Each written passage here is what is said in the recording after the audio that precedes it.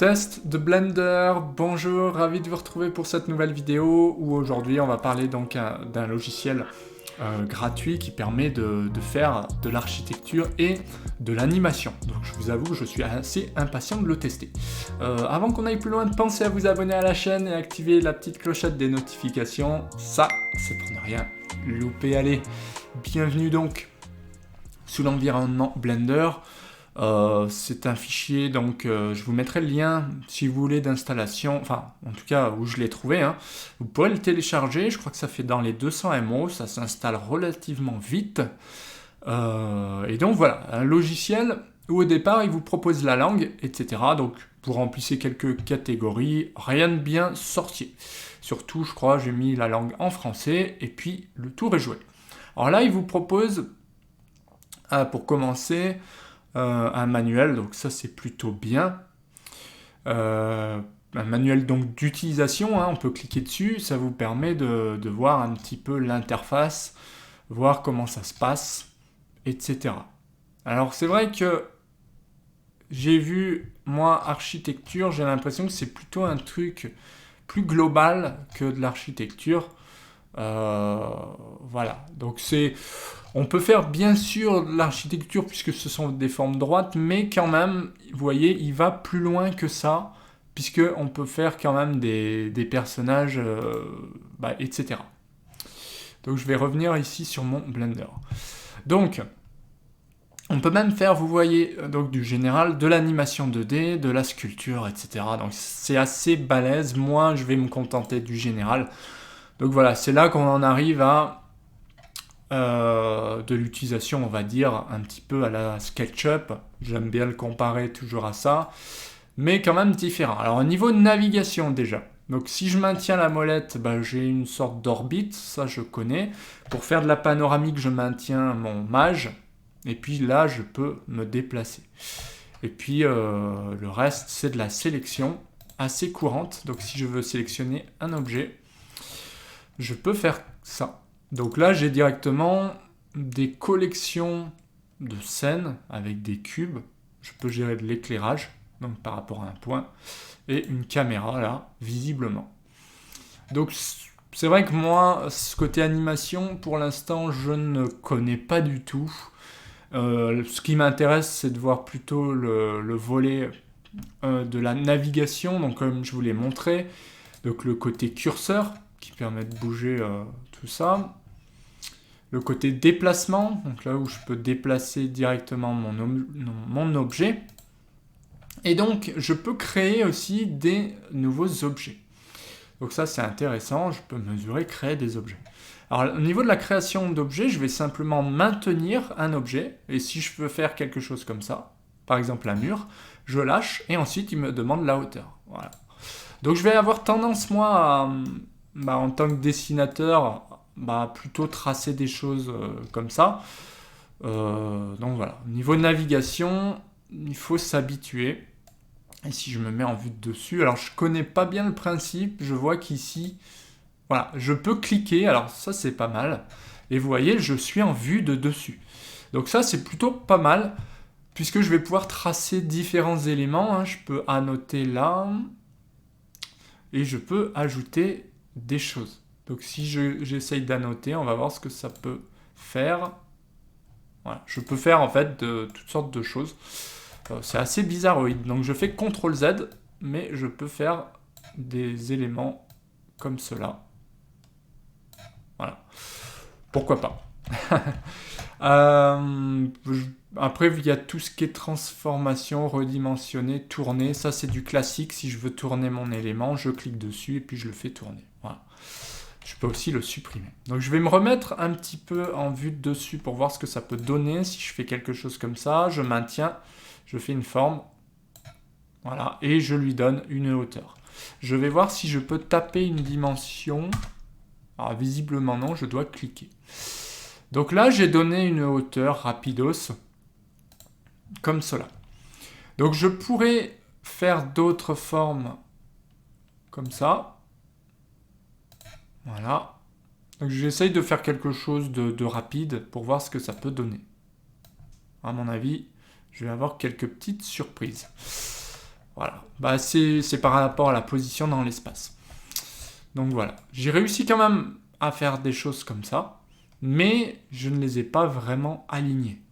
Donc pour les aligner, bah, j'ai tout intérêt à travailler, je dirais, en 3D. C'est pas grave, il y a des options ici de déplacement, donc je peux très bien déplacer des objets en cliquant ici. Voilà, j'ai des options comme ceci. Donc ça, c'est plutôt pas mal au niveau du déplacement des objets.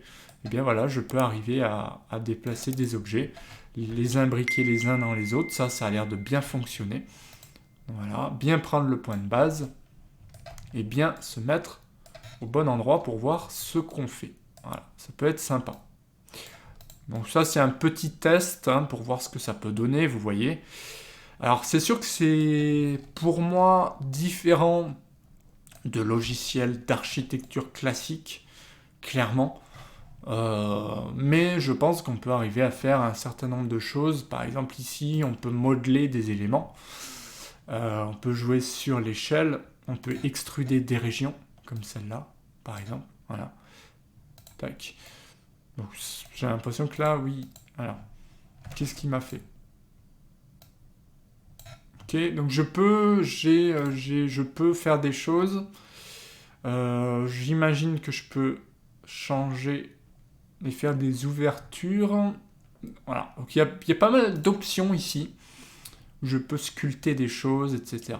Racler sur plusieurs plans. Mais bon, pas évident quand même pour moi à prendre en main, clairement. Donc il y a un petit peu de temps à passer, je le trouve pas extrêmement simple, vous voyez, à gérer, c'est quand même pas facile. Donc on peut changer de la couleur, mais une fois de plus, il va falloir quand même travailler. Donc si je clique ici, il va falloir apprendre à gérer tout ça. Ce que je comprends, c'est que mon cube, donc je peux le sélectionner ici. Voilà. Donc je peux sélectionner des éléments différents et travailler ici. Donc voilà. Par exemple. Ici, je peux... Qu'est-ce que je peux faire? Shading, animation... Voilà. Donc on peut animer ici. Puisqu'il y a une caméra. Mais il y a quand même pas mal de choses à faire avant. Hein. Voilà. Donc moi, je suis pas assez calé en animation pour vous montrer tout ça. Je vois le côté déjà dessin, donc layout classique, où je pourrais m'en sortir. Voilà. Je peux faire par exemple des éléments comme ceci, des poteaux, des choses comme ça. Après, dessiner des ouvertures, etc. Déjà, ça m'a l'air un petit peu plus complexe. Vous voyez, là, je dessine des objets dans d'autres objets. Mais franchement, ça n'est pas facile pour moi. Déjà, de gérer la panoramique, etc. C'est un petit peu différent de ce que j'ai pu voir jusqu'à présent. Si j'essaye de faire, par exemple, du modeling, je peux essayer de faire des faces comme ça. C'est pas tout à fait évident quand même. Voilà. Je vois que je peux sélectionner des choses, visiblement, mais pas évident. On va essayer de faire quelque chose comme ça, là. Donc si je fais... qu'est-ce que c'était? Glisser des arêtes, compresser, peut-être déchirer une région, biseauter, découpage. Alors, on peut faire quand même beaucoup de choses différentes si je fais ça. Voilà, donc il faut voir un petit peu ce que ça peut donner. Voilà. Mais pas évident quand même. Hein. On va faire un biseauté pour voir. Voilà, donc j'ai vraiment du mal pour ce test. C'est-à-dire que par rapport à ce que je connais, ajouter cercle, etc. Par rapport à ce que je connais, c'est quand même très différent. J'avais vu le logiciel d'architecture, mais franchement, pour moi, c'est plus de la conception en 3D que vraiment de l'architecture. Parce qu'il n'y a pas de modèle en fait. Il n'y a pas de modèle en tant que tel. J'ai l'impression. Alors peut-être qu'effectivement, vous pouvez trouver des choses. Moi, ce que je constate, c'est quand même, je vais devoir tout créer de toutes pièces. Voilà. Donc, je vais devoir créer toutes sortes d'éléments. On le voit ici. Tac. Et rien que pour faire de l'extrusion, ça n'a pas l'air vraiment facile. Voilà. Si je fais ça, tac. Donc j'arrive à faire des formes, ça c'est sûr. Après, quand je veux passer à la modélisation ici, c'est quand même loin d'être évident. Parce que, vous voyez, si je fais ça, tac, ça fait de la copie. Visiblement. Si je veux faire autre chose, alors, si je clique ici, ouais.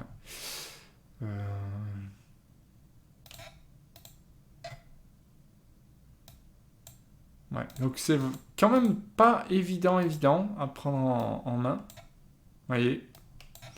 Donc je sais pas trop ce qu'il me fait, mais c'est quand même loin d'être un logiciel d'architecture comme ils auraient pu, enfin, comme ils peuvent le vendre. Alors après, oui, je doute pas que au niveau de l'animation, on peut sans doute faire des choses assez sympas. Je vais ajouter un placement, etc. Nouveau. Ok. Mais voilà, on voit que c'est quand même très délicat à prendre en main. On peut faire des volumes. Ok. Affichage 3D, couleur. Voilà. On peut faire toutes sortes de choses quand même, mais pas évident. Ombrage, on va essayer ombrage lycée, tac, et si je fais animation, donc activer la vue, caméra, ok, voilà.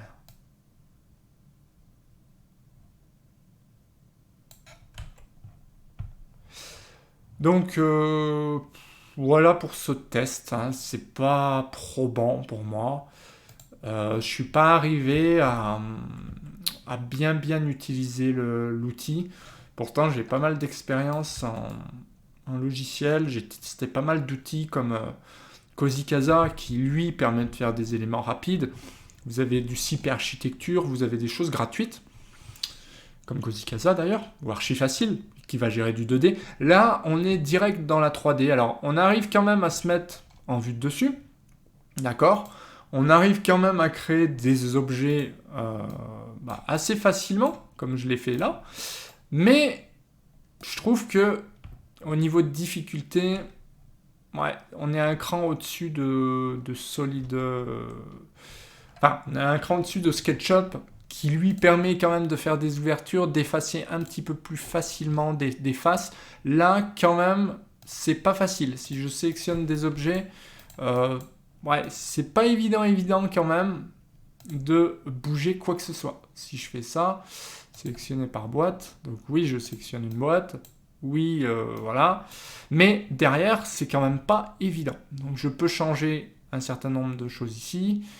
Je peux jouer sur la visibilité des vues. Je peux afficher en 3D. Mais voilà, c'est quand même quelque chose de particulier. Effectivement, qui a l'air plutôt de parler à un graphiste ou quelqu'un qui ferait de l'animation 3D. Pour un dessinateur comme moi, franchement, j'ai beaucoup de mal à voir ce que je pourrais faire de ce Blender, tout simplement. Bon, donc je ne vais pas aller plus loin pour ce test. C'est quand même un outil puissant pour un outil gratuit qui a l'air bon, donc, mais qui ne s'adapte pour moi pas facilement à un architecte ou quelqu'un qui veut faire de la modélisation d'un bâtiment. Ce sera plutôt pour un designer ou quelqu'un qui fait des choses complexes et de l'animation. Donc voilà pour ce test, j'espère que la vidéo vous a plu. Si c'est le cas, pensez à mettre un petit j'aime, pensez à commenter, à vous abonner et activer la petite clochette des notifs. Et je vous dis à bientôt pour d'autres vidéos. En attendant, prenez soin de vous. À plus, bye.